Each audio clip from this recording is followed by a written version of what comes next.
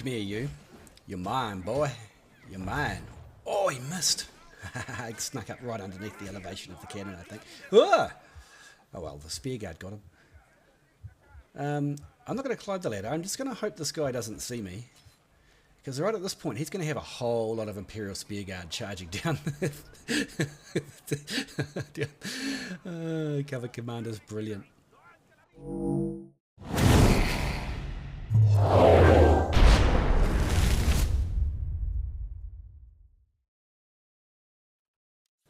Whoops, I'm sitting here talking to myself. I didn't hit record. Hey boys and girls, it's KnightStalker here. Welcome along today to Healing Fort Siege. Check it out. I'm going to roll with the Imperial Spearguard today. Hopefully we can sort of help the team push through to the A point, sort of defend against the large numbers of Shinji Grenadiers and Tercios we've got lying around lately, not to mention the Houndsmen.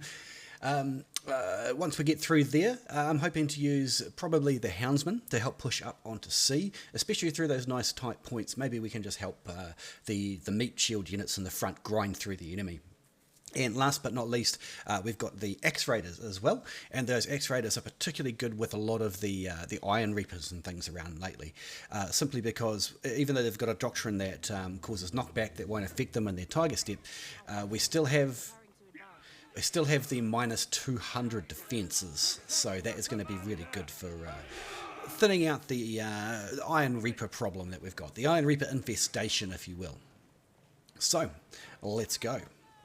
So the number one thing I want to talk to you about today with Imperial Shield Guard is don't use the F3, the Shieldtron formation. Don't use that for any shields. Unless you try and hide behind something small and get out of the way of trebs or something like that. But never use it in combat. It fits nicely under a trebuchet circle.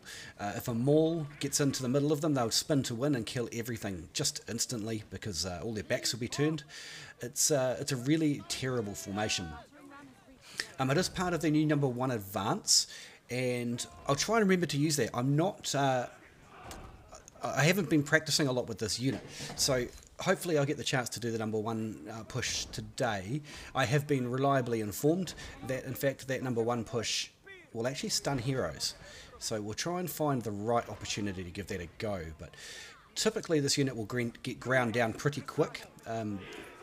Even though it's shields units are very important on the field, the team doesn't seem to support them very well. So we'll see how we go. This is not optimal because I've got 2 or 3 guys up the front there with their flanks and front exposed. So give them a bit of a shuffle maybe. Better, not perfect. And we're just going to take explosions and ballistas. And frankly, I'm not going to just stand here and lose my unit so that some Shinjis can have some shots at long range because they're too cowardly to push in. So we're going to back out of this.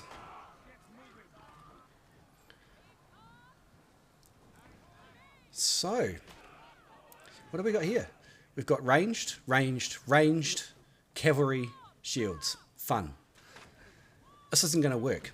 There's nothing we can do to make this work. It's not enough, and it's not the right units. We've got no infantry heavy. Oh, there's some X-Raiders there. That'd help. Oh. That was a bad idea. Setting up the artillery like that is just asking for it to get killed straight away. Especially if the enemy have artillery already set up. You don't have to worry about the all-round defense of someone getting inside you when you've got the cover commander on, simply because the unit will turn to face them. So you don't have the problems with the Shieldtron. Really dubious about that number 1 ability because it will force them forward into Shieldtron, and it's just the worst formation. Don't use Shieldtron. Ooh, what have we got here? Oh, you're very lightly armoured and I see that you failed your charge. How about we just drill straight through the centre of your unit? One of the variations I use on this unit is to use the Assassination Doctrine and the Breakthrough Doctrine, which significantly increases their damage output because they do such a low amount already. But right now, we're just sort of relying on our toughness to get us through. But as typically happens with this unit, it does get ground down fairly rapidly. Where are our supporting infantry? I don't know. It'd be really nice to see them. But right now we're just going to use them as cannon fodder, really.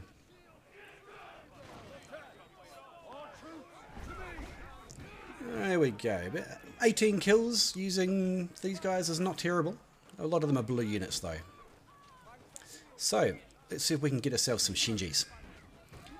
Ah, no, this is going to be bad. I know what's going to happen. And suddenly the treb lands on both of us. Yep. Yep. Were those Tercios or Shinjis? Alright, so let's go. We've got ourselves some X-Raiders. I thought Houndsmen would be the way to go, but we've cracked neither A nor B at this point. So I'm expecting heavier units, circa Modau, circa Cavalry, Iron Reapers. So these X-Raiders will be absolutely perfect with their doctrine that allows them to knock back the enemy, but also when they do their axe throw, they lower the enemy's defences for 3 seconds by 200. This might seem silly, but I'm just going to use it to clear out. These Iron Reapers, we don't want them spending time attacking chaff units. So hopefully this will just clear the field a bit. See if we can kill some for them. Good. That's less chaff that the Iron Reapers have to go through to get into the pikes. Point is open, but let's not be too cocky.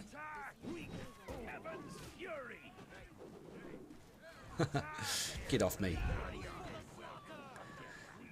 Okay.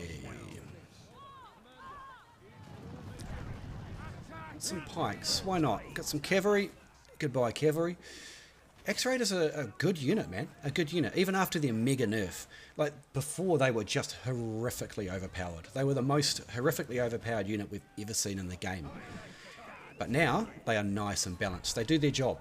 So we're going to look for some ranged units that are just sort of hanging around and not doing, you know, not paying attention. And if that's the case, we'll jump right on top of them, because this unit is brilliant. Brilliant for killing ranged units. The number 1 charge will throw a bunch of axes, and then you press 1 again and they charge to the enemy. Anything that hits along the way will get briefly stunned. But blag. They're fine in melee as well against less capable opponents. Don't throw them into claymores or iron reapers in melee, they won't last. But once you're out of axes like this, your number 1 with the axe throw and follow up turns into a normal charge, and anything they hit along the way of the charge will get briefly stunned and take light damage.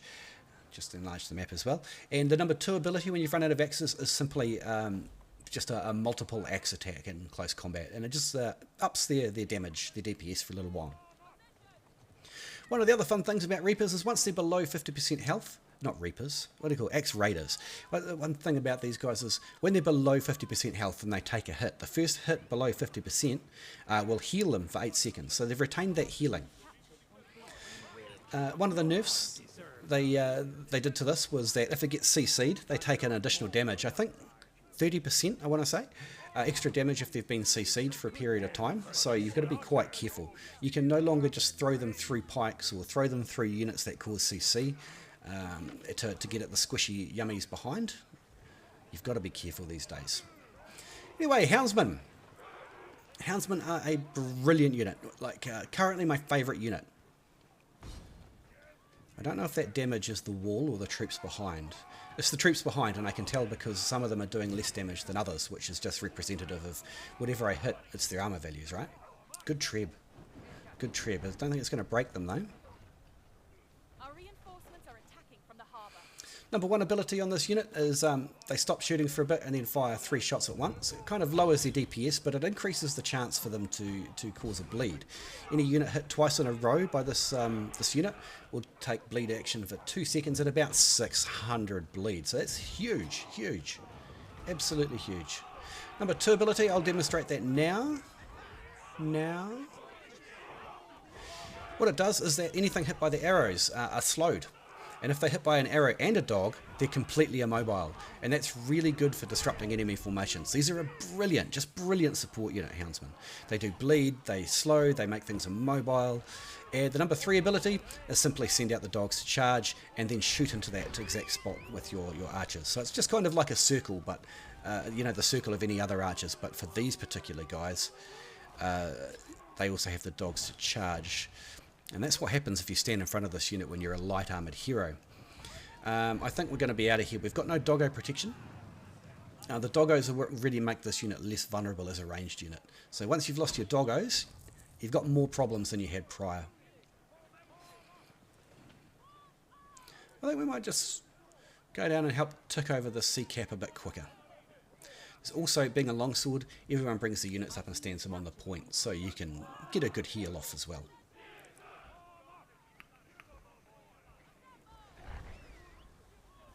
Right, looking around, I see some ranged units up there. This is a little bit risky when you engage range with your own range, because you will typically take some damage. It's not a ranged unit, but it is a ranged hero who will die if he's not careful.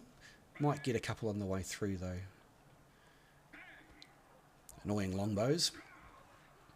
Poor old longbow has been nerfed into the ground. If you're new to this game, or you're thinking, hey, I might choose a new weapon and give it a try, longbow these days is a little bit rough. All right, so now we're expecting a lot of heavy units to be defending that final point. So out come the axe raiders. By heavy unit, I mean heavy melee. So iron reapers, claymores, paladins, all of those super heavy, slow but damaging and tough units. These guys are brilliant for that, including shields. They punch through shields quite nicely. Their block break is pretty good. Oh, that was a good treb. That last one just landed square on that unit. Alright, so we're going to bring him in here. We're going to help melt this shield unit. There we go. Let's be careful of those modals. We don't want to fight them in hand-to-hand combat. The Modown battalion. But I'll demonstrate what we can do here. We're going to charge through them, which will stun them briefly. And then we're going to use the axes on them. We should have actually run through the unit out to the other side there, because we're actually going to take some damage in return now that we didn't need to take. But do you see the unit healing as well as self-healing? Such a nice unit, this unit. And doesn't feel dirty anymore. Skills on cooldown, but I think we'll tell these guys to go away. What's probably going to happen is they're going to run off. But I don't know if that longbow knows how much danger he's in. Oh, he was so lucky to live through that. So lucky. Let's try and finish off the Keshigs. I'll bring them in here. We'll throw the axes because it will lower the hero's damage, or and kill one, whatever. And now we're just going to use them as meat shields. They're not important anymore. We just need them to go over there and basically die. And that's probably going to be enough for us to win the game. GG. 132 kills, not too bad. 1.1 million damage, 1.9 taken. We did get my little favourite unit medal as well. Kill the most units with your hero. Wow, that's a lot of peasants. Axe Raiders did great. Houndsmen did well, okay. And Spearguard, for Spearguard they did really well. 13 units. Oh, we MVP'd. Look at that. Lots of delicious gold units and some pikes.